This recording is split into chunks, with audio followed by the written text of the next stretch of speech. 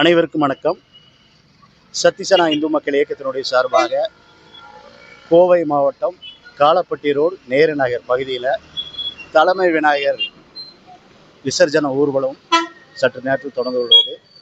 அதுக்கு முன்பாக திருவீதி ஊர்வலம் நடைபெறுகிறது. நாடு முழுவதும் விநாயகர் சதுர்த்தி விழா கோலாகலமாக கொண்டாடப்படுகிறது.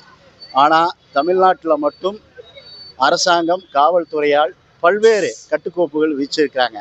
புது இடத்துக்கு அனுமதி இல்லை, புது விநாயகர் வைக்கக்கூடாது அப்படின்னு சொல்லி கிட்டத்தட்ட ஒரு 5 வருஷத்துக்கு மேலே இதை அப்படி அவங்க இது பண்ணிட்டு இருக்கிறாங்க. இதை சத்திசனா இந்து மக்கள் இயக்கம் வன்மையாக கண்டிக்கிறது. அதாவது ஒரு பகுதியில் இன்னைக்கெல்லாம் பார்த்தீங்கன்னா சைட்டு போட்டு பிரித்து நூற்றுக்கணக்கான ஃப்ளாட்டு உருவாகுது.